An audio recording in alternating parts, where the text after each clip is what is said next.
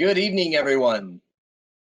Thank you for joining us. My name is Elias Kalanzis, along with my friend Jason Tierney, for an awesome webinar tonight on how to transition to a dental sleep only practice. 5 things you need to know. We've got the wonderful Dr. Kent Smith from Texas, Dr. Mark Murphy from somewhere east of me, I think it's Michigan, and Dr. Stacy Lehman from Arizona. Happy to have tonight's sponsors, sleeptest.com and Viva Concepts. Just going to dive right into introductions. Dr. Mark, why don't you tell us a little bit about yourself?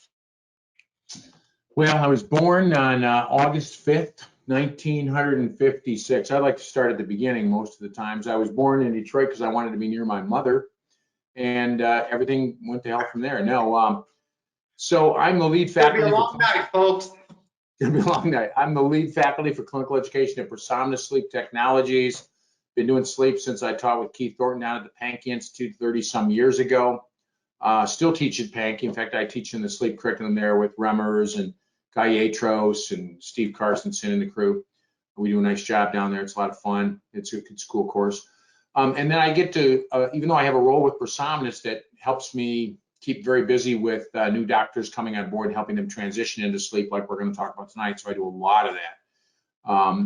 I get to practice 1 day a week doing dental sleep medicine. So currently that's telemedicine scattered throughout my week, and then a half day, 4 or 5 hours maybe, where I'm in the clinic seeing patients and delivering devices and taking impressions and solving problems. So that's my life. Welcome to it. Thank you. Dr. Lehman, tell us about yourself. I was born January 8th, 1969 in Houston, Texas. My parents have been married for 56, 57 years. I have 2 sisters. I'm the middle of 3 girls. My poor dad. Okay, sorry, Jay. I am actually I have 2 sleep-only offices in Arizona. And I am also the co-founder of GoGo Billing, Medical Billing for Dentists. And we've just been around a long time. I mean, I don't know what to say. Stacy, why did you guys decide to call it GoGo Billing? I've always wondered that. Never asked you. So it's a very interesting, fun story. My mom's email address is Diane GoGo. Ah. Awesome. Don't ask me, ask my mom why she came up with GoGo. I'm sorry, that's not exciting at all. It was a catchy name. And now the famous author now. Yeah. I stole my line. We'd like to introduce you to the very famous author from Texas, Dr. Kent Smith. Hey, I'm glad to be here. I wasn't born. I was just created, and I've been doing sleep a long time, as have these other 2 fine young men and women on the webinar here. I got 2 sleep practices as well, and I hate dentistry. Awesome. Good to hear. Great intro. Now tell us how you really feel. Thank you all for joining us. We're very excited for tonight. Just want to take a minute here and talk about our sponsor. Real quick, Elliot. I'm sorry. Yes, sir. Kent Smith. Can you go back to Kent's bio? That last bullet point. You've recently published a book. Just give us the back cover synopsis, please. Yeah. Well, young Reagan and her mom are going to Tulum, Mexico for a few weeks of vacation, and all kinds of bad things happen. The mafia gets involved. She finds something under the water scuba diving. It blends my love of Mexico and diving with mystery and suspense, and has a happy ending, sort of, but there's a lot of twists. Is there a setup for a sequel? There is, and I've been told that I should have been writing a sequel at this point, but I went a totally different direction. My next book, I'm halfway through, is a sleep mystery. It's a mystery suspense revolving around the field of sleep. So I'm going to divert that way, and then I'm going to go back to do a sequel probably and the third book. Is it true that Netflix and HBO are both bidding on the rights to make the movie? I can neither confirm nor deny that. There you go. There you Okay, go. let's talk about tonight's sponsor. Okay. We are very gracious of sleeptest.com to sponsor tonight's webinar. This is how we are able to provide you such credible lectures and guest speakers. Sleeptest.com is the reliable home sleep testing service you've been dreaming about. They will test your patients in the comfort of your own bed. You send them a prescription to get a sleep test. They will call your patient, verify benefits, ship the device, get that device back from your patient after they teach them how to use it. They will get a board certified sleep physician in your state to read, diagnose, and give you a prescription for an oral appliance if they so deem fit. It's a very, very cost-effective solution. We'll talk about sleeptest.com a little more, but thank you to Sleep Test. Another one of our sponsors, Viva Concepts. Those of you that have been joining us in our webinar series know Viva Concepts. They are a fantastic textile marketing company. They have great, high-quality referral marketing pieces, gift cards, brochures, patient mailers, new patient mailers. They really do a nice job on getting quality, high quality, very nice, well-designed material. They're a great group out of California. A bit more on Viva Concepts later. If you'd like to have some samples, just type in samples inside the text window box on your right-hand side, and they'll get you some samples out. Just make sure to include your address. Otherwise, I don't think they're going to make it to you. So thank you to Viva. And of course, our friends over at Dental Sleep Practice Magazine, which all of you, everyone on tonight has been featured in there. We love Dental Sleep Practice Magazine. You get a 1-year digital subscription to Dental Sleep Practice. Just be sure to choose heck yeah on that post-webinar survey. 2 weeks from tonight, Sleep Test Slugfest.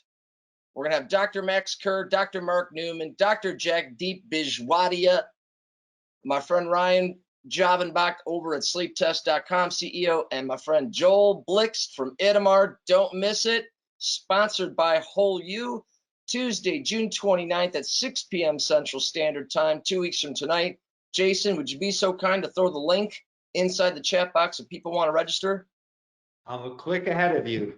I just entered it in there. You can see it. You can click that and you can get registered. It's amazing. Thank you, It is amazing. Like that. all right.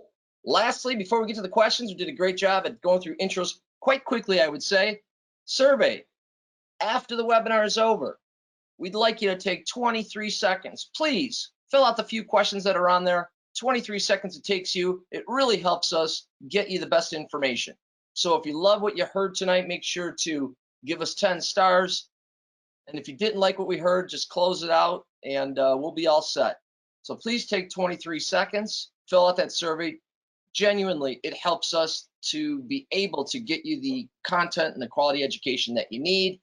Without further delay, I'm going to jump right in. Jason, help us out, start us off. Before we get rolling with these questions, I just want to mention to everyone that these questions, you might recall when you registered, you submitted a question, something that you wanted the panelists to answer, to discuss. That is where many of these questions came from. So these are your questions that the panelists will be answering. And I also want to say personally, thank you to Dr. Mark Murphy, Dr. Ken Smith, and Dr. Stacy Lehman. Each of you I know are very busy. You've got zillions of years of experience, of cases under your belts, and we appreciate you donating your time to share with everyone tonight. Really, there's a wealth of experience on the panel tonight, and we are immensely appreciative. So with that, I want to ask you, Dr. Mark Murphy, what was the toughest part about making the switch from restorative dentistry to dental sleep and really getting your sleep-only practice off the ground? That's probably, I'm probably the worst person to ask the question in the light that you placed it in, but I'll take it. I was not really practicing much dentistry at the time that I went back into dental sleep because I was teaching, I was in education, I was lecturing, I was consulting, and I really wasn't doing any more dentistry. And then as the team at Microdental inside Microdental Laboratories was developing the Micro 2 back in 2012, 2013, because I had a background in sleep, I was on that team that developed some of those early projects and products and prototypes, et cetera. I wasn't the smart guy that thought them up. That's Sung Kim and the others. But I did wear all the prototypes, give them feedback and everything like that. And so I kind of came back into sleep that way. So I'd say that the toughest part for making the switch from what I was doing to getting this off the ground was we figured early it was important for me to be doing and practicing dental sleep medicine. So I had no patient population of my own. So I had no patients that I could say I would screen these patients and treat them. So I had to get other patients to come to my practice. So I knew that I would, and I talked to people like Kent Smith and all the other people that had, tons more experience than I did at this. And they said, all the great things that I could do to working with sleep physicians. And so I started doing that. But one of the things I kept hearing from Kent and others was persistence. So working with sleep physicians was tough and it took time. So I knew that would take time. So I actually went out, and because in my area, I'd had a reputation for being, somewhat trustworthy, I was able to go out and find 4 or 5 or 6 dentists, general dentists, who didn't want to do sleep. And I told them I would treat their sleep patients. And so they sent me sleep patients. And so that's how I really got started. And even to this day, about 60% of my patients come from dentists referring them to me, dentists who don't want to do sleep. And I offer to go in there and teach them with a lunch and learn how to do sleep. And they're like, well, I don't really want to do that, because I've heard that billing's a hassle and this is a hassle. And I go, you're right, it is, but you can get over that. And they said, no, I really want to do that. I go, great, send me your patients. And so that's really what I did, was I had to find a innovative route to get patients to come to me because I didn't have my own. Got it. And Stacy, just a couple of years ago, I mean, you were doing hygiene checks on me when you were in the throes of opening Go to Sleep. So give us Those were the days. Yeah. So tell us about that transition. What was the challenging part about making that transition? Fear. What does that mean?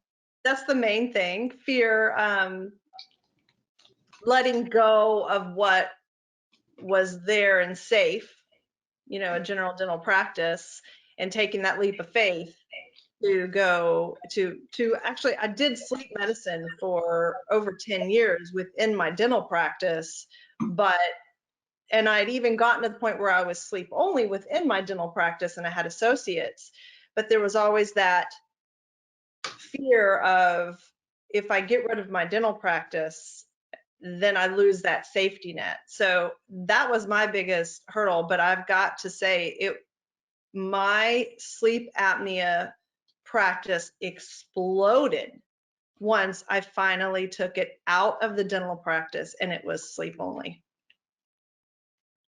What about you? What about you, Kent? What was the most challenging part about making that switch way back in the day? Yeah, I would agree with Stacy. There's a little bit of fear, and I think everybody would feel that if they're going to be giving up their dentistry. And I think one thing that would help some people is when I decided I wanted to do it, I set a goal for myself. This was back in 2009. I said, in 2 years, I want to not be doing any dentistry. I want to be doing sleep only. So then I started telling hygiene patients, right? So one by one, they would come through and I would tell each of them, I've been having a little carpal tunnel. I had to make up stuff. It was kind of interesting. Little carpal tunnel, and my back's been really giving out on me lately.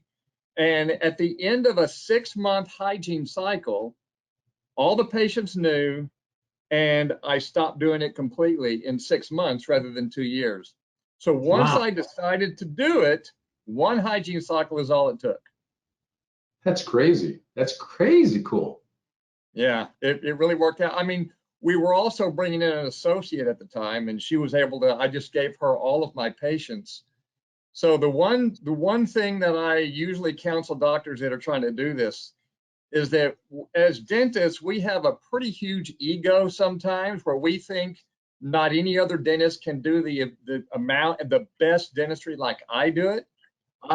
No one can match my talents, and you have to completely get rid of that ego and turn every one of your patients over and say, you know what, this person can do dentistry just as well as I can do it. I'm not going to hold on to that.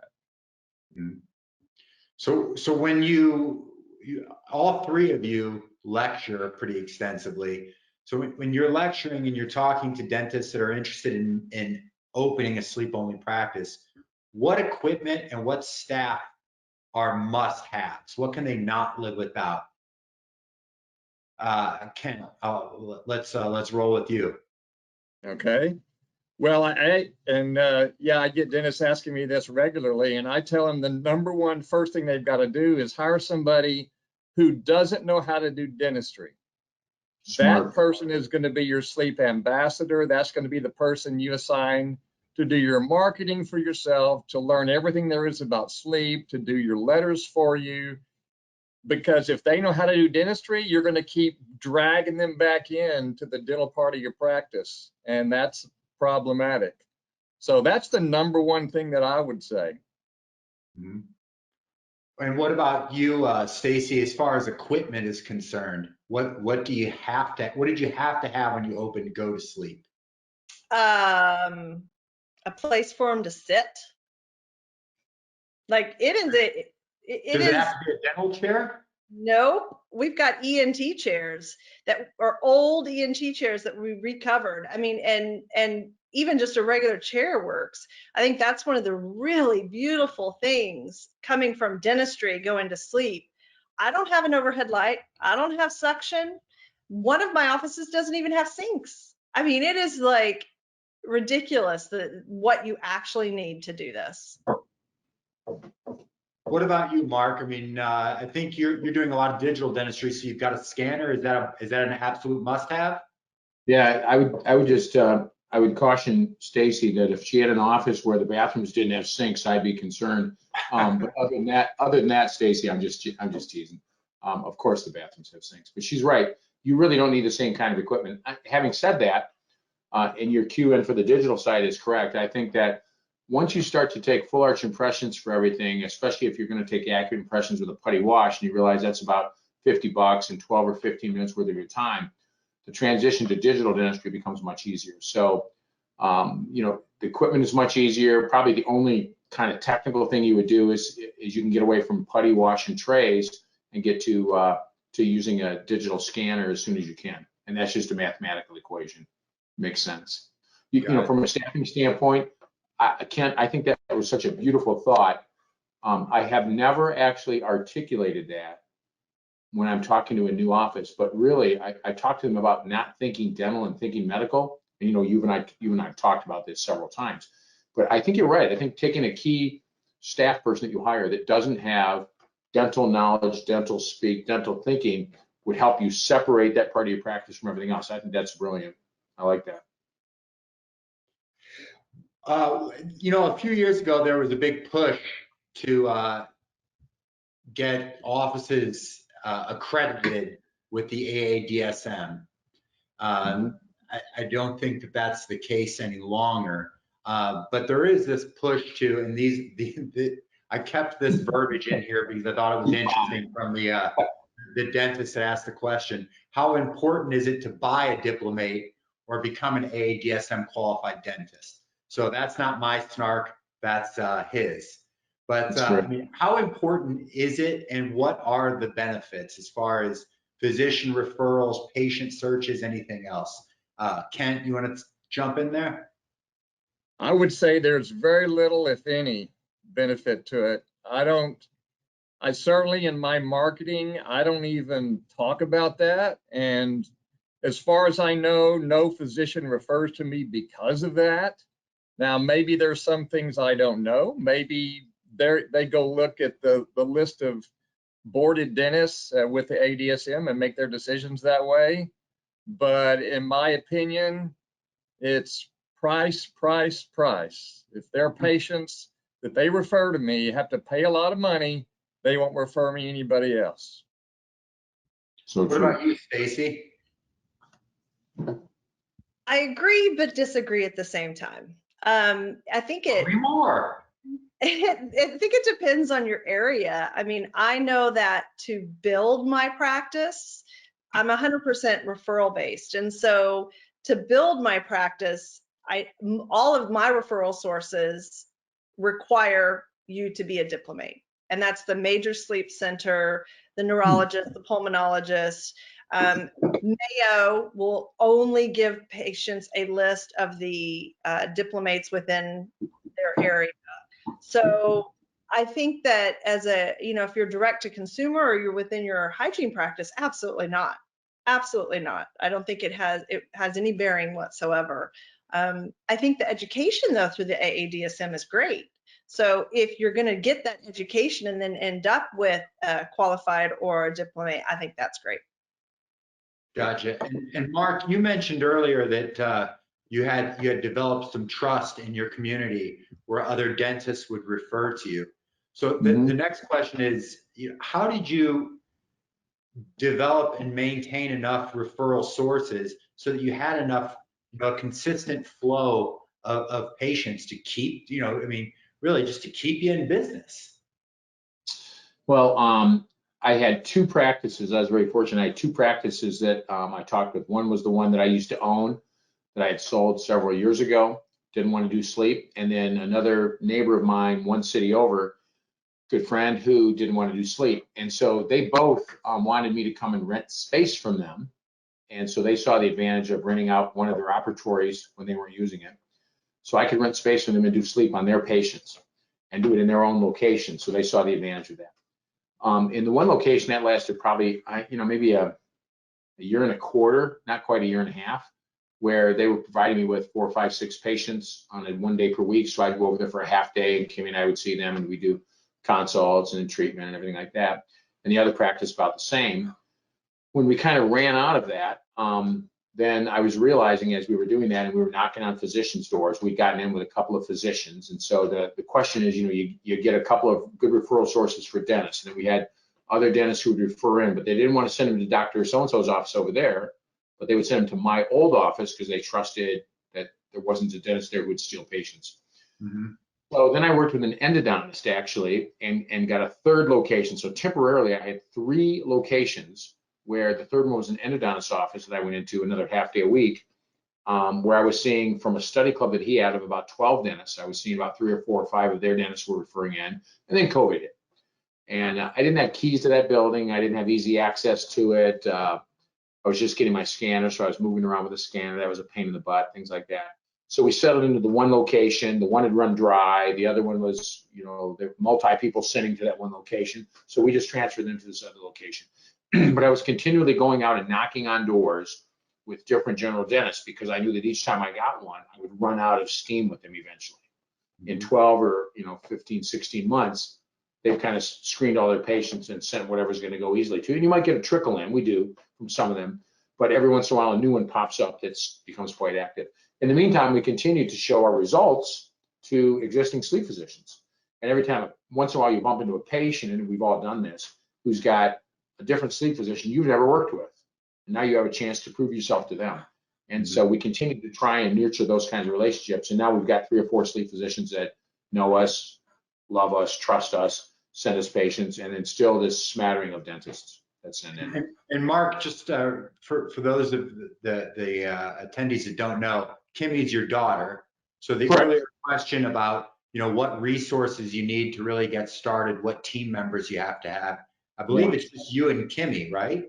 100%. It's just the 2 of us. And so, my joke is if like she can scan and she can deliver the devices, she can do everything in the office, but then I would have nothing to do, which if I was diving in Mexico all the time, that'd be fine. But instead I'm here playing golf. And so usually we're in the office together chatting up and we work through our 5 or 6 or 7 patients and have fun. So I do some of the stuff and she does some of the stuff and we fight over what's to do. For a while I was scanning the uppers and she was scanning the lowers, and that way we both had something to do. But honestly, I haven't made a soap note in 100 years. I wouldn't know how. I'm sure I can open the software I do and read that for a consult, but she does. Honestly, patients ask me questions and I go, I have no idea. You got to talk to Kim, and the only thing I can do is talk to you about sleep and anatomy and stuff like that. So she's pretty gifted. And what about you, Kent? You've developed a number of referral sources over the years. Do you see them kind of peter out over time as well, like Mark mentioned? Yeah, I don't really like the question actually, just because when you talk about enough referral sources, I don't think you could ever have enough referral sources. Touche. That's Stacy mentioned that she is referral based only. I'm not. I do external marketing. I've got, I've got a guy named Mike that travels around and knocks on doors for me all the time, and he's my conduit between my practice and all of the sleep physicians, ENTs, PCPs, nurse practitioners, all of the other practitioners out there that refer me patients. So he's knocking on doors consistently. So I definitely use him for that, but then I use a branding company to help brand myself in the Metroplex. And if you've got enough referral sources, then you've maxed out by capacity. And I don't think capacity should ever limit anybody. So when you brought Mike aboard, how long were you doing sleep exclusively before you brought him into the mix?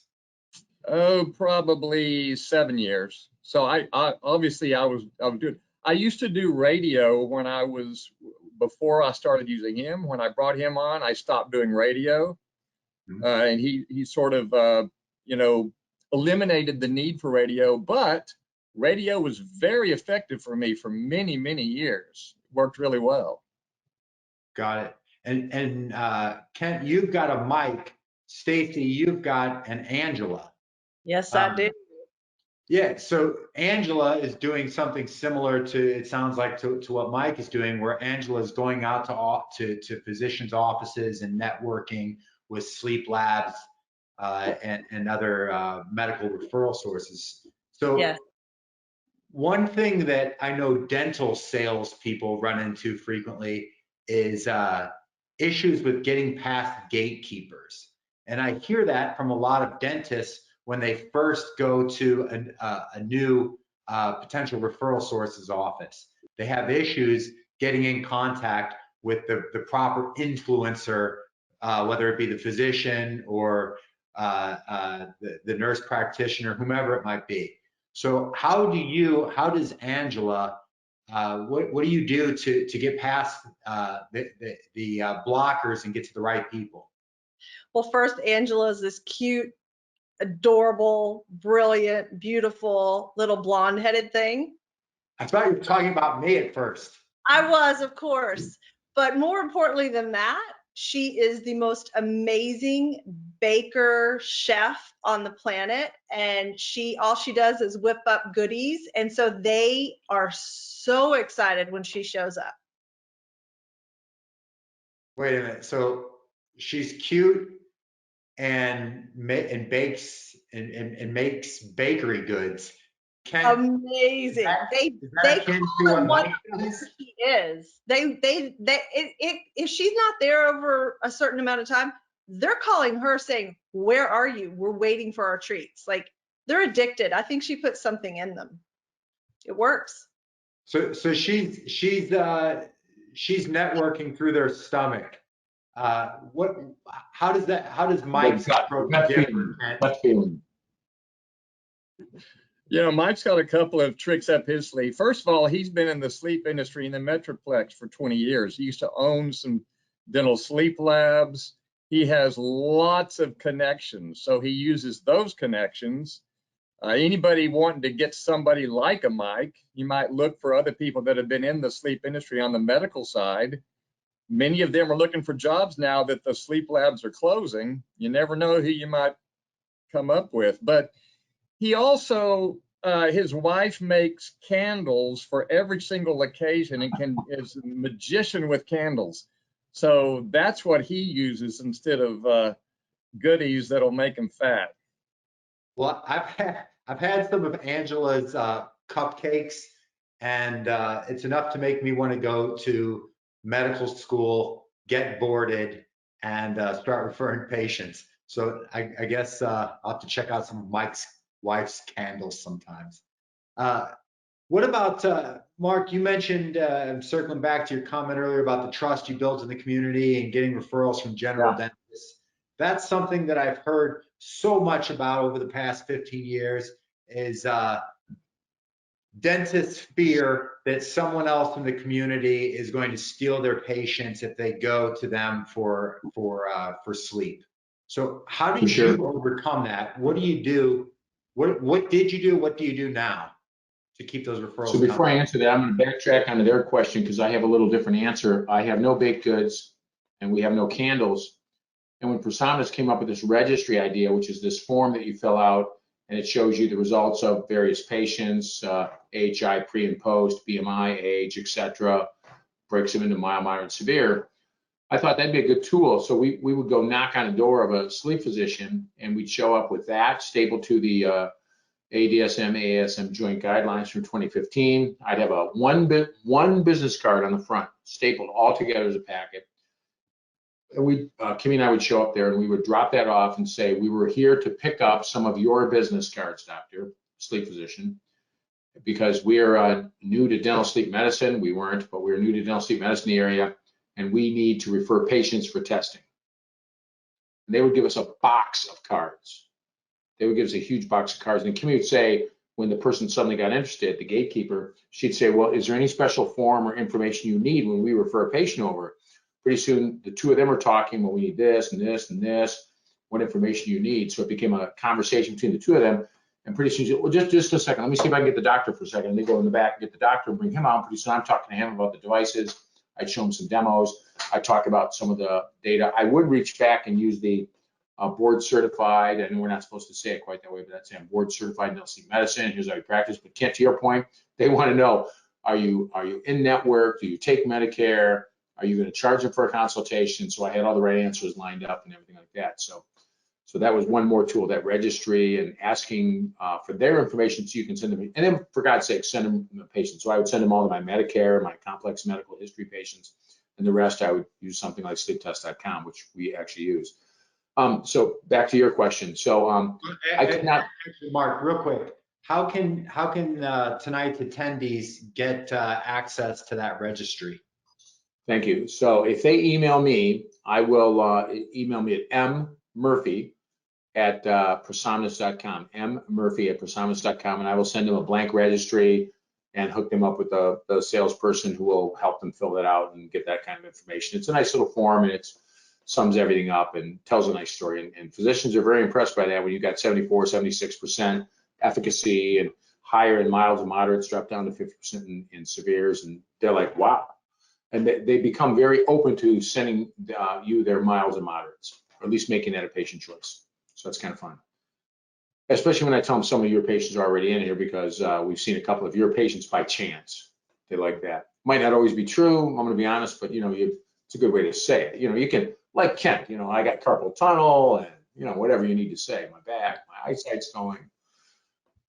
So anyhow, when we started working, how do you get them to send you patients? Yeah, so I wasn't practicing any dentistry anyhow, so this was an easy transformation for me. I wanted to limit my practice to dental sleep medicine, but there's no legal definition of being able to do that. But we, in Michigan here, most of us get our insurance through the state dental society, so they've got something, I don't even know what it's called, but it's the Michigan Dental Association. They've got an insurance thing, and that's where we get our malpractice insurance from. There's a couple of companies. So the one wouldn't even talk to me about what I'm going to describe, and the other one, the MDA program, the sponsored program, said, "No, what do you mean?" I said, "Well, I'm just going to do dental sleep medicine, so I want to exclude everything else." So they sent me back something, and it still had stuff about oral surgery and anesthesia and local injections, and so I kept sending it back. We went back and forth 3 or 4 times. I've limited my practice. I am not covered for insurance, I can tell doctors, for even giving an injection or doing a filling or cementing a temporary crown. I can do nothing but dental sleep medicine. That's the only thing my insurance plan will cover. And they're like, really? I go, yeah. I go, I couldn't limit my license, but I could limit my insurance. And that gives them one more level of comfort. Plus my stellar reputation in the community, of course. What about you, Kent? Mark talked so long, I forgot the question. over the years, how have you gotten other general dentists to refer patients to you? How have you Yeah, overcome your fear that you're going to make a crown on them? yeah, it's interesting. It helps that I've got a sleep-only practice. So at least in one of my practices, sleep only. The other one, I've got 2 other dentists that are doing all the general dentistry. So it's probably tougher to that practice than it is to the sleep only practice. But I just found out yesterday, one dentist actually has my brochures in his operatories. I couldn't believe that. Normally that doesn't happen.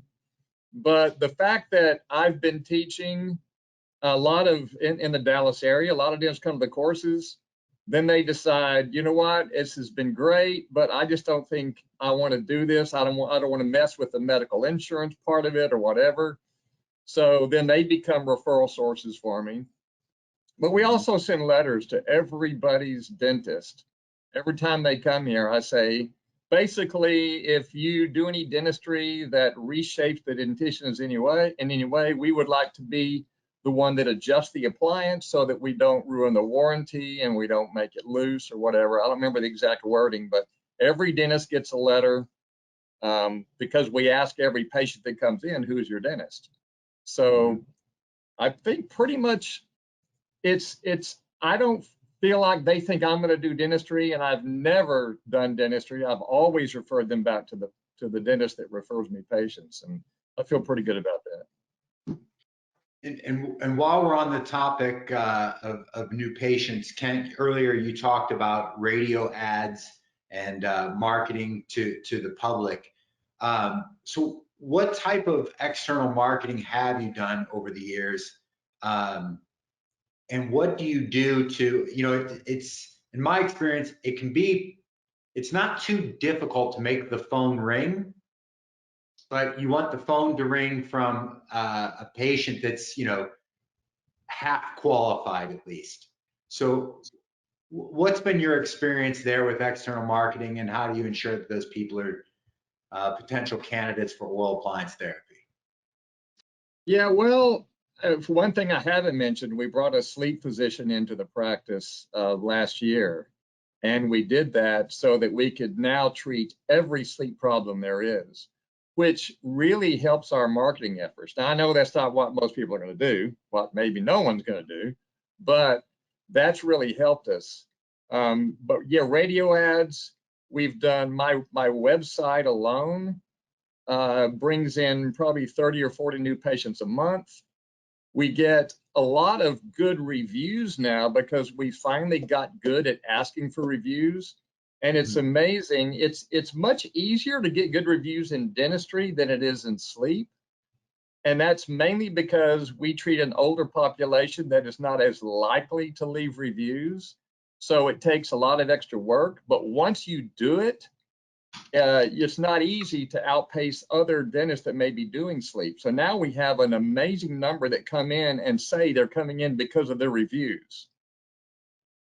Ken, if I can jump in, I just scanned the audience, the attendees tonight. There's no one from the Dallas complex area, so we're safe here with my next question. Can you just give us a 30 seconds? I mean, I think what you just said is very insightful. Can you give us a quick, like when you said, once we learn how to ask, can you give us a couple helpful hints? You don't have to give us all the secret sauce, but something that can help out other dentists that are struggling on the webinar tonight?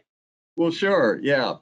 First of all, we know that not everybody that gets an appliance is going to love their appliance. I wish we could say that.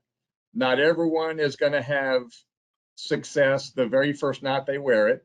So each of my chairside assistants, the day they see them at their initial appointment, they always scan the patient.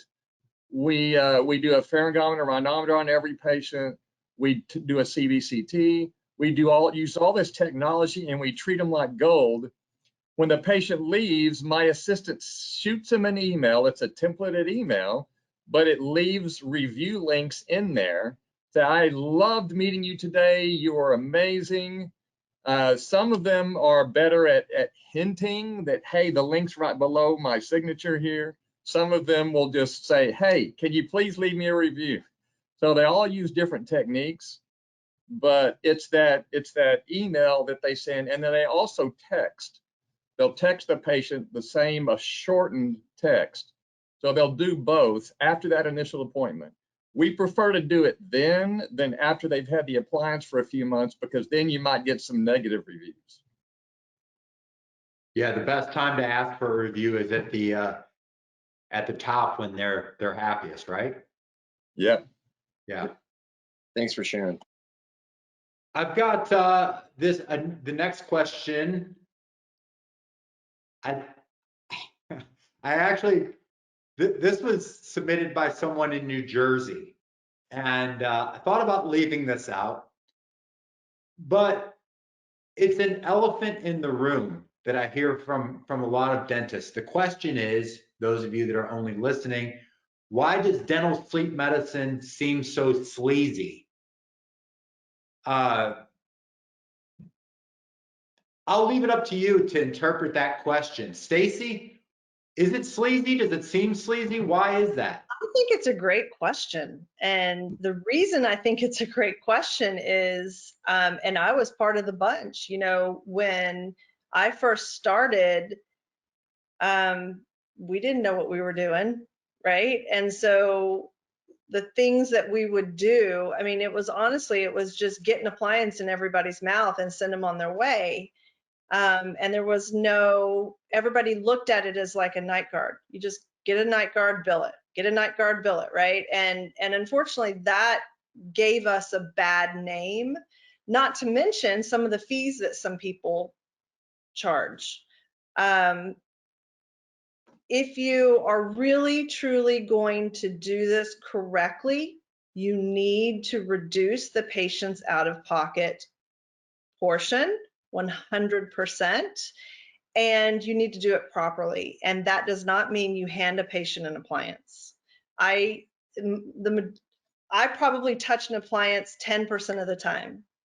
The other 90% of the time is communicating with patients, managing them, helping them get, interpret where to go. And I mean, there's just so much more to it than just that appliance. That's more assistant based.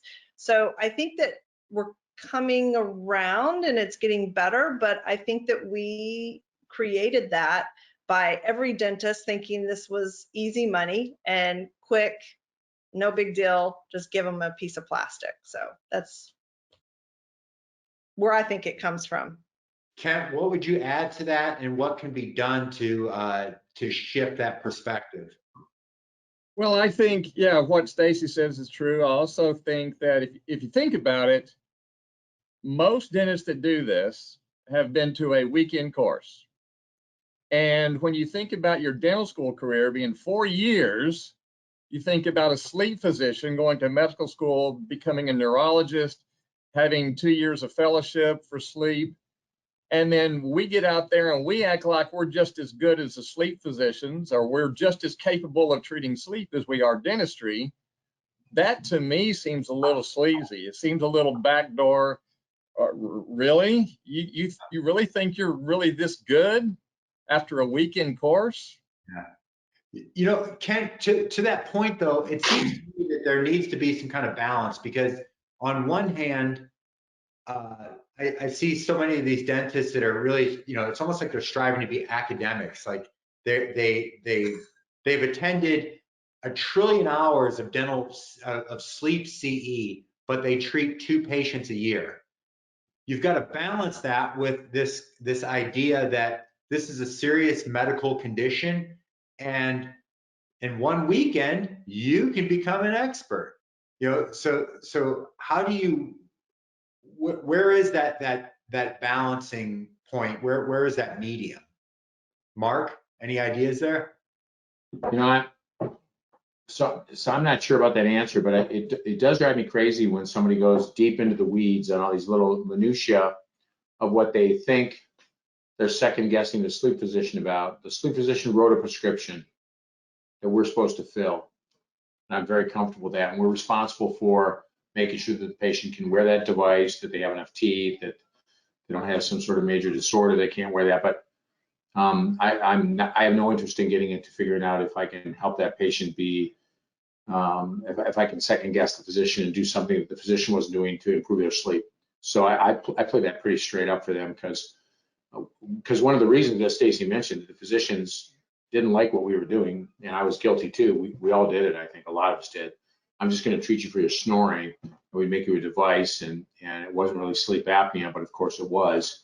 And that's cleaned up a lot today. But there's other reasons that there's this sleaze thing, and one of it is some people use devices that were invented 20 and 30 years ago, and they look like, excuse my French, they look like shit. And they put these pieces of shit in people's mouths. The French is mailed. I'm sure it is. Skata, if it's going to be Greek, right, Elias? Skata, that's for Elias. So if we're going to... Great accent there. That was perfect. You nailed it. Thank you. So if we're going to put things in people's mouths that are crap, and we're going to bill the same thing to the medical insurance, and I've got this device that gunks up and looks like crap, that's just bull. You know, there's better devices out there now. We don't have to use stuff. We don't use silicate filling materials. Stacy does not know what we're talking about, Kent. So we don't use silicate filling materials anymore, or Adaptic or anything like that. We've got, bonded, whatever they use. I have no idea. I don't even know what I'm talking about now, but you know what I'm saying. They got fancy pants stuff nowadays. So those are two of the reasons. Probably the third reason is, dental sleep medicine doesn't have a parenting body. I think the AADSM is trying to be that. ASBA has done some great things. So, we need a parenting body that kind of has some oversight and some responsibility to this. So even though, and I agree with Kent, I agree with Stacy and what they said earlier about the AADSM and the qualified dentist status and the diplomate status, and I certainly bought mine, probably could have earned it the hard way, but I thought, well, honest, ProSomnus paid for half of it, to be honest with you. So it was easier to buy it, and they offered to pay for half of it. So I split the cost with them, including the expenses, by the way. So Yeah, it was your receipts. I just had to submit my receipts, and I got half of it back. So it was cool, as long as I passed the test. They said I had to pass the test. So, I think when dentists can take, as Kent said, a weekend class and pretend they're an expert, or somebody can have all this knowledge and still is afraid to do the first case, those aren't right either. So, trying to find that balance, it's new. And so maybe in 3 or 5 or 7 years, we'll have it figured out. But right now, there's maybe 6,000 or 7,000 dentists at the most that are doing any sleep. There's 700 or 800 diplomates. There's a 1,200 maybe qualified dentists. So the numbers are so small that, it's really, really challenging. Yeah. Let's shake off some of the sleeves and bust to the lightning round. So we've got these questions here. Going to ask each one of you. You got to keep your answers, your responses under 7 seconds, okay? So we're going to start with Kent.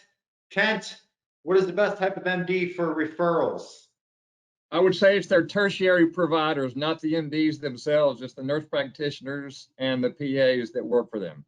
Boom. Mark Murphy, in-network versus out-of-network. In.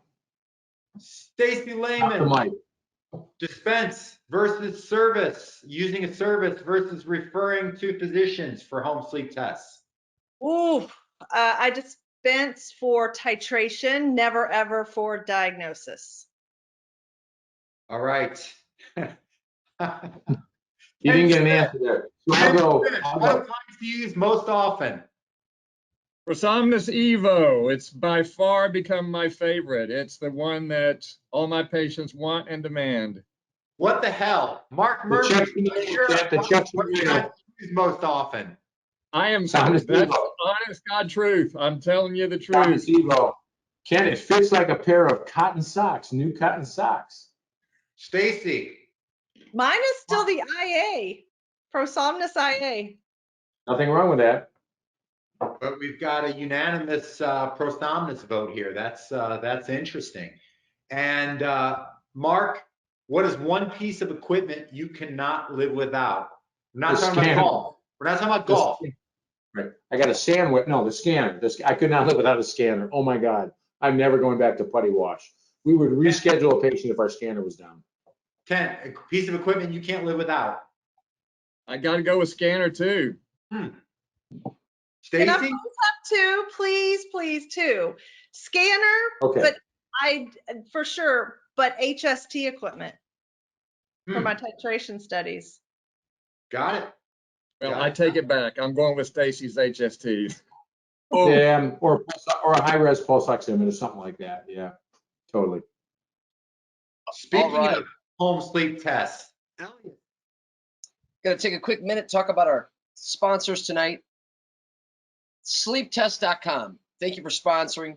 As I said before, sleeptest.com is a national home sleep testing provider that specializes in dentistry. They're 100% compliant with every state dental board and medical insurance carrier. They can test your patients in network. They can test them with their out of network medical benefits. They can also now test Medicare patients or, of course, cash pay patients as well. So we actually got one of the doctors, when I asked a question about sleeptest.com earlier in the chat box, said, I already have, ABC unit. A lot of sleep test clients, I would say the majority of their clients actually have their own devices. Sleep test just takes the burden off of your practice. You don't have to chase where your sleep testing equipment is at. They will, Dr. Murphy has mentioned that he uses them. There's some great benefits to, even if you have your own device, but all sleeptest.com clients get their CRM. It's a web-based HIPAA compliant platform that includes telemedicine. For a low monthly fee, you can submit your patients. They will call them, run their benefits, review the sleep test and how it works with them. They'll get a diagnosis from a board certified sleep physician licensed in your state. And best of all, Jason, can I get a drum roll? Best of all, their physicians will give a prescription for an oral appliance if they deem so fit. So sleeptest.com. Jason, if you don't mind throwing in a couple links in the chat box, they're offering tonight for TDS webinar attendees a 20% off if you pay for their monthly subscription, not $98, with the TDS promo code TDSM78. You'll receive 20% off. If you go with the annual subscription, which is probably their most popular, you'll receive 30% off the normal. It's $816, so you'll save 30% there. The last thing before I turn over to you, Jason, I have to say that I talked to Ryan from Sleep Test. That's Ryan Javenbach, who will also be in our webinar in a couple of weeks. A little sneak peek. They'll be launching a new website within the next 30 days with a direct-to-consumer model, where they will also be funding their ad spend in certain markets to generate leads, get those patients tested, and then handing those diagnosed patients to their practitioners across the country. I was very excited to hear that from Ryan. That's great news. So again, sleeptest.com, they support us. Please schedule a demo with their team. Fantastic service. and actually, real quick, Elliot, before we while we're talking about sleep test, Mark, you said you use sleep test, yes? I do. Thumbs up, thumbs down? So total double thumbs up because they work seamlessly with me. They load stuff into my software. Can't get much easier than that. If I do send them home, Stacy, with a sleep test, their docs will read that for me. I've got one today. I was talking with Ryan about with the WatchPat 1. So they're cool with that, even though their typical test is resonant amplitude link air. So and Elias, to your point, it's great that now they can do Medicare with the telemed visits and everything like that, with loosening up those restrictions. So now I'm really torn. I used to send all my Medicare patients to my local docs. That was my go-to to keep them happy. Now I'm like, I can send them there, but they disappear for several months and probably come back with a CPAP that failed, or I can send them to Ryan and get this done. So it's been super easy. He is so easy to talk to. He answers your calls. They're good folks to work with. There's other good companies out there. I'm not saying there aren't, but man, it's just pretty easy. I'll tell you that. Pretty darn easy. That's what I hear. And then also want to give a shout out to our other sponsor, Viva Concepts. Viva Concepts specializes in marketing for dental practices. They work with dental sleep practices as well. Probably everyone on here has at some point used direct mail. You probably think of direct mail as junk mail. That's because the direct mail you get is junk mail. To quote Mark Murphy, it's shit. And if you want to set your practice apart, stand apart, and stand tall, and as far as your patients perceive your practice, Viva Concepts is what you need. What they focus on is utilizing tactile marketing so that you can boost your new patients, boost your patient retention, and boost your patient referrals so that you can drive down your patient cost of acquisition and increase the lifetime value of your patients.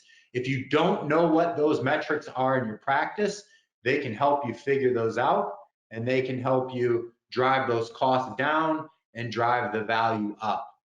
They have a guarantee, you see it on the screen there, and that's not just marketing speak. They literally guarantee a certain amount of new patients every month with their packages. Encourage you to type sample in now, and Viva will send you a sample product kit. You're going to get the materials. If you're like Stacy Lehman, you're going to go, oh my gosh, these are incredible. I'm sure they cost an arm and a leg. And the deal is I think I actually said they're badass. I'm just saying. they are. Badass. And They're not shit, they're badass. they're not shit, they're badass. And what I heard from Stacy's practice was these are badass, and there's no way they got to cost an arm and a leg. And the deal is they are super affordable. So type sample in now. Viva Concepts will send you out a kit.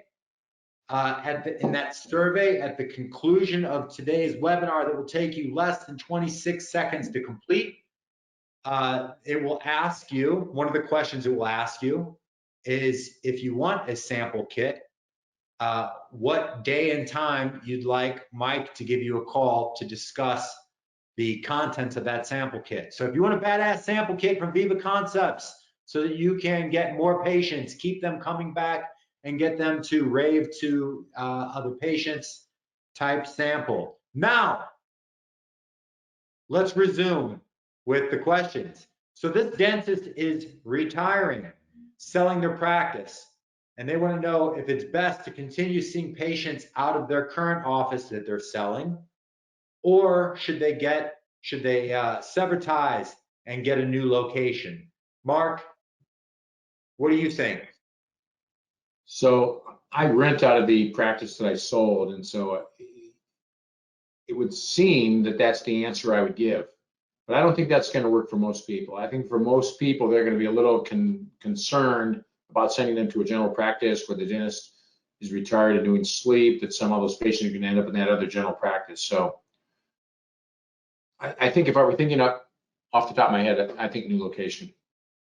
Okay, Stacy, that's what you did. You sold your practice and opened up 2 separate locations. Talk to us about that.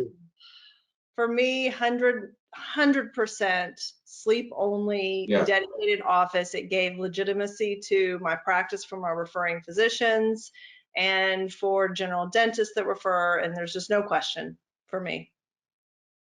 Yeah, Gotcha. And Kent, you might have some additional insights on this next question, since you've got a physician in your office. What what type of insurance do you have to carry? Is there anything different from an insurance legal liability standpoint that dentists have to be considerate of? No, there really isn't. I've talked to my insurance people, and they say, yeah, you don't have to do anything extra than what we're already doing. So whether it's malpractice or liability or anything, it's all just like I was in dentistry still. Stacy, how does that jive with your reality? Same. I actually think it's a little bit cheaper because I It don't is. do general dentistry. So I think it's a little less for me. Maybe. I used to place implants and all of that crazy stuff though. So it's probably, it just depends on what you do. I used to do TMDs, and when I eliminated that kind of thing for my entry, then of course it was cheaper. So yeah, agreed. What about medical billing? I hear that dentists care about that. Two of the 3 panelists tonight own medical billing companies. So what should dentists outsource their medical billing? Should they do it in-house? And if they do it in-house, they have to have somebody dedicated to that full time. What does that look like? Kent, you want to take that? Yeah, I guess this a lot as well. And I tell every doctor the same thing. I say, you know, at first, until you learn the strings, because there's a lot to medical billing. There's a lot. And you can't expect somebody brand new into it to pick it up on their own. They're going to make way too many mistakes.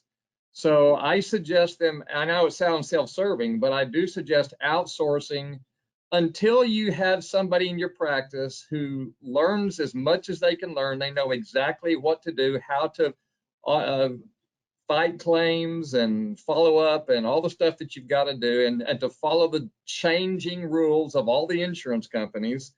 Once you've got somebody that can spend the time doing that, then take it back by all means. Don't use a third-party biller if you've got somebody that is competent at doing it. So what about the 1 sec, Mark, Kent, so what about the dentist that says, well, I've got Stephanie, she's been doing my dental billing for 20 years. She's fantastic. She can do this easy peasy. What do you say to that dentist?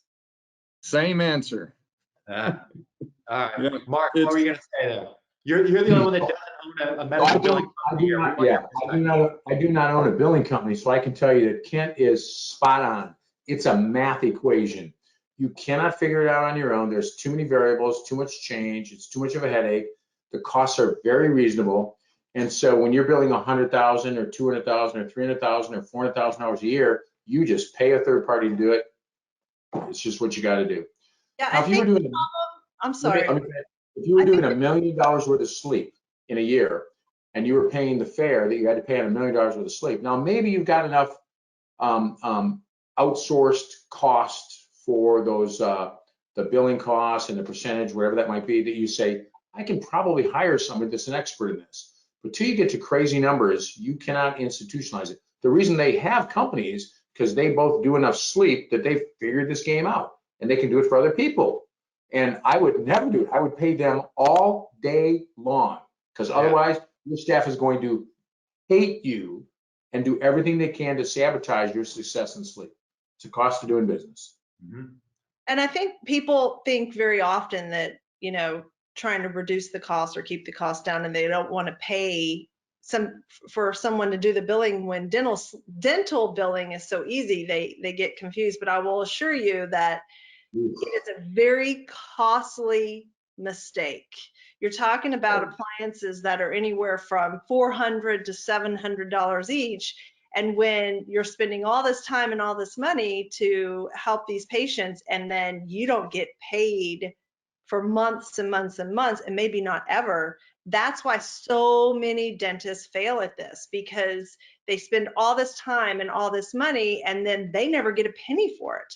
So it can be way more costly to not use an outside billing company. Undoubtedly. And I would say there are a lot of questions submitted about medical billing, and that's not really the topic of tonight's session. So those aren't incorporated here. But I want to say to all of you that are on here that submitted those types of questions, please use a third-party biller. You will not get traction.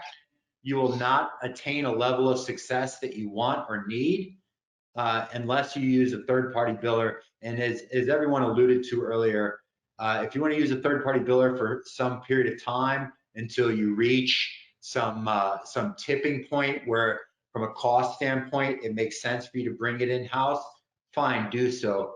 But initially, please use a third-party biller for your practice, for your patients, because otherwise, you're going to bail on this. You'll stop treating patients, and they won't get the help they need because you won't get the revenues that you deserve.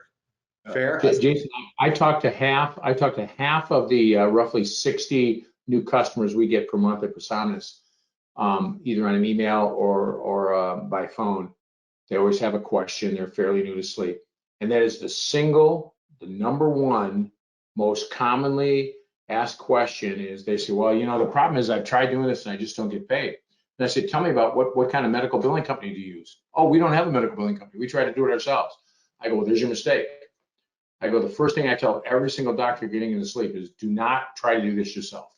And the moment you hand that over to somebody else, suddenly you go, oh my God, the checks are coming in. Isn't that amazing?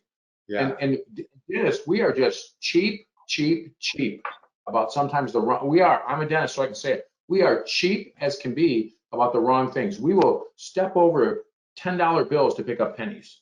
And so one of the things we go, oh my God, I got to pay $49 a claim and 8% or whatever the heck it is. I don't even know what it is. I don't care what it is. And you're thinking, whatever you got to pay, and you're like, are you kidding me? So let me think, if I don't pay that and I don't get the $2,500 reimbursement, let me think how much I make. Zero. And if I do pay that and I get the reimbursement, I mean, it's just math, right? It's very easy, but Yeah. it's amazing. It's like the chair time issue. You know, a dentist goes, oh, I saved $20 on that crown. Yeah, but it took you 30 minutes to seat instead of 15, and you bill out $400 an hour. That was the most expensive $20 you ever saved. I can't fix Sure. it. Fix it. Yeah. Can't fix it. You know, Kent, your company, Brady Billing, you want to just give your website URL real quick? It's bradybilling.com. And Stacy? Yeah, because that was my mother's maiden name. And her last name was Brady Billing until she married my dad. Well, I thought it was .com. And Stacy, you've got GoGo Billing. You want to give your URL real quick? gogobilling.com. Got it. What about, we've talked a lot about physician referrals. What do you do when physician won't give you a prescription for an oral appliance, Ken? Send Mike over there to rough them up? Well, you can use sleeptest.com. You can upload a study to whoever provides your home monitors, and they'll give you a prescription. If you use Itamar, you can use CloudPat. They'll get your prescription. Of course, I don't have to do any of this. Having a sleep physician in the office, she does all that for me. So, but there are plenty of options. You can get around this if a physician won't give you a prescription. How do you get around that, Mark?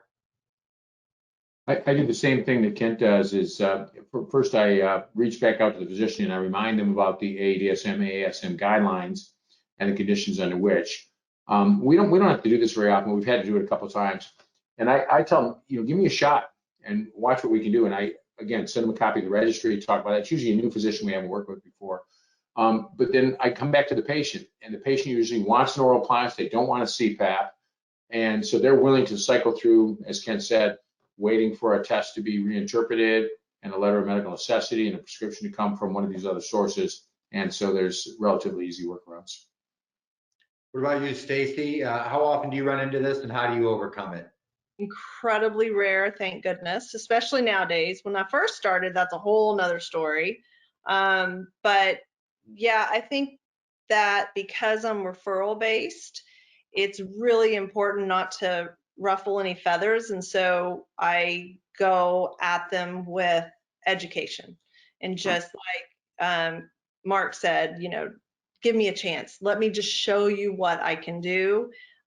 What's the worst case scenario? The patient's not being treated at all right now. Let me just try. They're very eager to do this. And the times that that's happened, it's been awesome because the one patient in particular, he was just adamant, this patient will never use it. You're wasting your time. She doesn't want to treat it. And she was like 90 something AHI.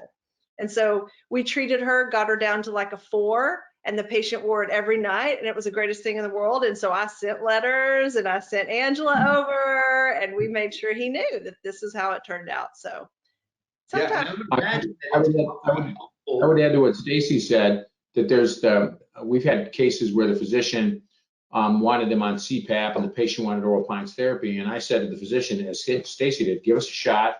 Let us try this. I go, what's the worst that can happen? They try an oral appliance. If it doesn't work, now we have an even better story to get them back to you for CPAP. And that's absolutely true, because I want them in therapy. And it's heartbreaking to me to look at a patient in the eye and say, you were 68, now you are 34, but you still have severe sleep apnea. You need a CPAP. They're like, Gotcha. oh, I didn't really want to do that. But now we've got a strong case because they tried that other thing and it didn't work. And Mark, that the idea of the registry that you shared earlier is it sounds like that's got a ton of utility. It can be really persuasive. You mind sharing your email address one more time with everybody Yeah, here? it's M Murphy, M for Mark, M Murphy at prosomnus.com. And Gotcha. I've already seen the notices on the bottom. We've already had some emails come in, so people want that. So it's so useful. You fill it out, you stick in the data, magic happens. You go with the physician. It looks kind of cool. It's got the average reduction, all that stuff. Now, if your data is crap, for God's sakes, lie about it. No, I'm just joking. Don't lie about it. If your data is crap, get some better devices and better results and stick it in there. We do it roughly quarterly. I do it every time I get 50 cases in that we've done. And there've been quarters. It's embarrassing sometimes. There've been quarters where the mild and moderates treated great. I've never had a quarter where the milds and moderates weren't good, like 92, 94 for milds and 82, 46 for moderates. But the severes are the ones that get you, because the severes, you might not get as many severes because a lot of them go CPAP first. So in my severe registry, 50% is pretty good, but I've had quarters where it was 35. But that's fine, because then you say to the physician, this is why these patients should be on CPAP. Mm-hmm. The severe patients should be on CPAP. I have no problem with that. I tell patients that all the time. If your test comes back and it's severe, we're probably going to talk about CPAP. Oh, I don't want to wear that. Well, we're going to talk about it. And here's the other interesting thing, and Stacy and Ken, I mean, you probably see the same thing. My physicians do not want to go over the sleep test with the patient. They'll write the letters and all that stuff, but they don't get paid for that call. And so they don't want to do it. So they have me do it. And they trust, the 4 physicians I work with often trust that I will push them back for a CPAP if they're severe, and I'll go right into oral appliance therapy if it's mild or moderate. So they're cool with that. We had a lot of questions from registrants that, they've achieved some level of success in dental sleep. They're treating 7 to 10, 5 to 10 patients each month. That's but a lot. They really want to so they're pretty consistent, but they want to get off of that plateau and get out of restorative dentistry entirely. Stacy, you talked about, the fear factor and overcoming that. But from a productivity standpoint, what can that dentist do to get off of that, 7 to 10 cases per month plateau and get to 15 to 20 so that it's really a viable business? I think it just takes time. If you're already at 7 to 10, I think it depends. Are you trying to be sleep only, or are you still wanting to do general dentistry? They want to do sleep only. And get out of the general dental office. That's it. 100%. That's my answer. Kent, you've got a knowing laugh there. Yes? Yeah, she's right. I think that's by far the biggest reason dentists don't do more of this and don't get into doing just sleep is they keep hanging on to the dental part. And it's tough when you're doing both. You're just divided too much. And if they just can't do it, then like I said at the beginning, you got to have one employee, then that's all they do. And they help market your practice. They help grow the sleep practice on their own while you're over here doing dentistry. You get out of the way and let that person do it if you can't do it. Mm-hmm. Mark, what would you say to that person? I would say that, doctor, if you want to do more dentistry and you said you're doing your own hygiene right now, every dental consultant would tell you quit doing hygiene, hire a hygienist, and just go do the crown and bridge that you want to do. That's just like this. And so Kent and Stacy said it very well. I would just draw a picture for them that they've probably already experienced it. When they first got started, they thought they could do everything, and they weren't sending out the endo, and they weren't sending out the ortho, and they were doing their oral surgery. They hated that crap. Maybe they loved it, but they hated that crap. And they really wanted to do crown and bridge or whatever it was. And once they got busy enough, they were able to do that. So you want to accelerate that? Quit doing the crap you don't want to do, and you'll find ways to do more of what you want to do. Beautiful. And Mark, what fortune cookie, one-line advice would you give to someone that wants to do sleep only?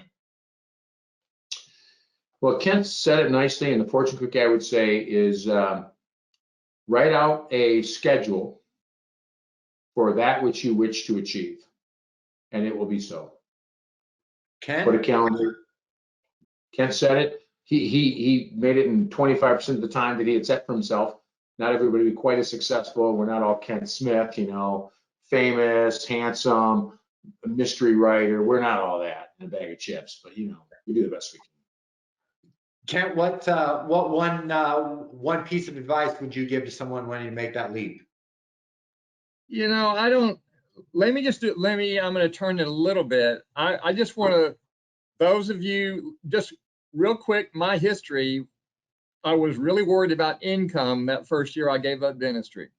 So that first full year after I gave up dentistry, I was down 7%.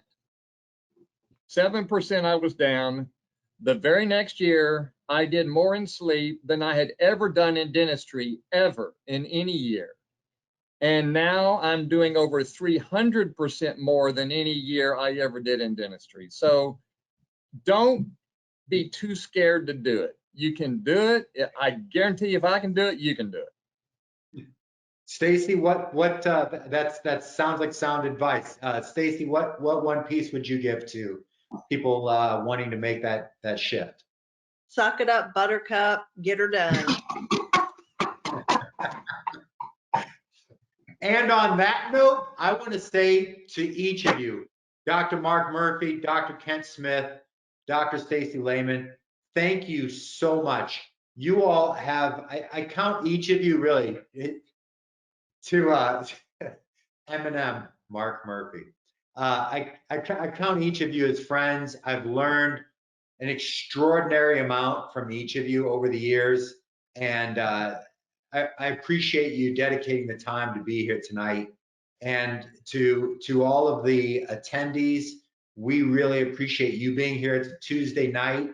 There's 8,000 other things that you could be doing, and the fact that you've opted to be here, you've submitted your questions, you've been engaged, you've listened, you've learned, you've laughed, I hope, a little bit.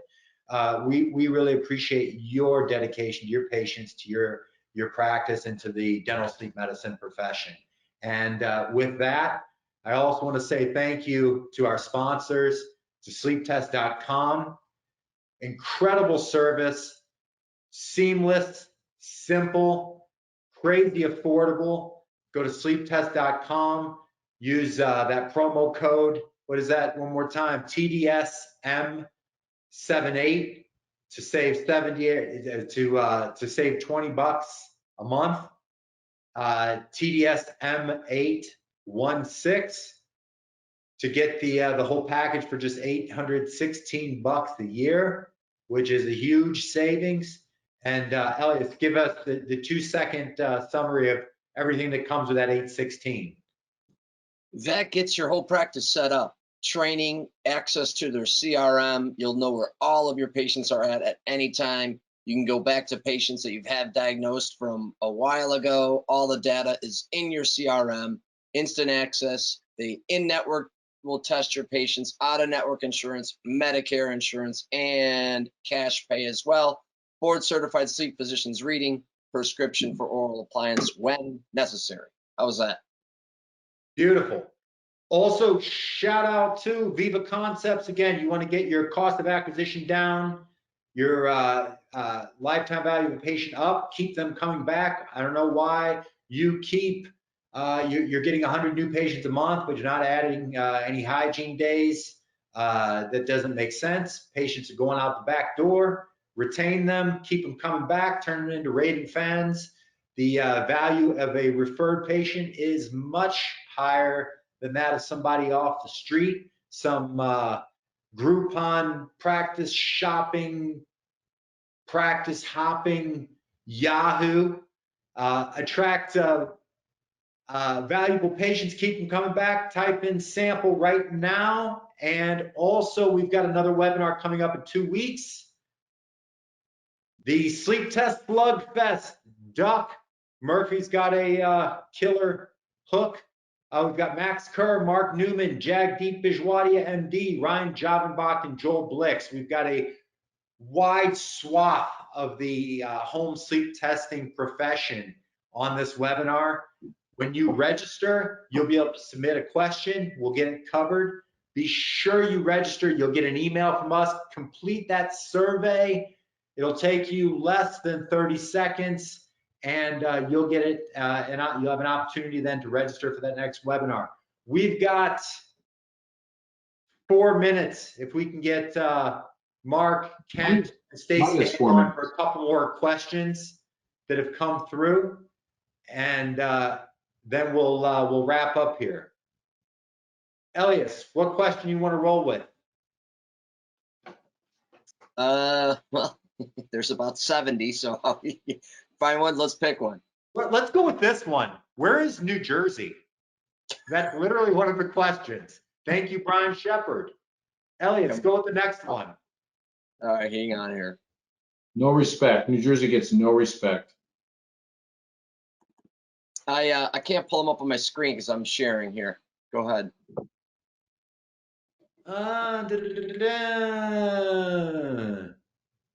Stacy, what titration study unit do you use? Oh, what a question. So I have a lot of different ones. I have Apnea Link Airs, which are usually my favorite. I also have General Medical Z machines, which are amazing, but I don't use them as often as I should. I have Watermarks, but I'm looking into Night Owls right now, and I'm really crossing my fingers and hoping and praying that those work out, because that's Super cool. awesome. Mark, what would So you I- do? No, I've got a different question for you. This is a real question from our good friend Rashmi Parmar. What would you do if Kimmy left? I'm speechless. Yeah. I don't know. I guess I'd try to talk my wife into doing everything that Kimmy used to do. I don't know. I have no idea. I can't imagine. I just can't imagine. Yeah. God. She's an That'd be rough. invaluable part of what you do. Yeah. Holy crap. Yeah. That's I think everyone on here, actually, let's spend a second there. You know, the best part too is in case she was actually embezzling from me or anything like that, she was going to get half of my money anyhow, so I don't really care. So to everyone here, when it comes to that sleep champion or sleep ambassador, each of you have touched on how important that person is, but something I hear from talking to a lot of dentists, and you all have probably heard something similar, it's sort of like the issue with the third-party biller, the third-party billing company. It's I'll hire that person when I reach some sort of critical mass, and you're never going to get there, right? So can you just talk a little bit about who that person is? Kent, you said they're not in dental, but I mean, talk about the value of this person to your practice, and we'll ensure that they don't hear this and ask for a raise. You mean in my own, or you mean like if anyone's going to be starting a new sleep practice? What? Sure, whatever. So, yeah, I think you just got to get somebody that's self-motivated, first of all, because they're going to be going out and they're going to knock on some doors, and they're going to be communicating with some potential referral sources, but they're also going to be communicating with patients. And so they've got to have a little bit of working knowledge on the medical side, but really not much. They just have to be a good people person that doesn't know anything about dentistry. That's who I would hire. What about you, Stacy? You've got a pretty dynamic team. Best team ever. Best team ever. Talk about their roles and how you made that, how you identified those people and what they do. You know, Licia, who is my business partner in all of this, who's just mind-blowing, amazing. Both of us have agreed on this for years, that the most important thing is personality. Like you either have it or you don't. That's that. Oh, well, I'll tell you what we do think is an echo. Uh-oh. So on that note, it's probably a great time for us to close. Thank you. Thank you. No, seriously. Dr. Lehman, Dr. Smith, Dr. Murphy, sleeptest.com, Viva Concepts, everyone that's joined us, thank you so much. Go forth, conquer, help people, keep growing. We'll see you on the next one. Good night. Right.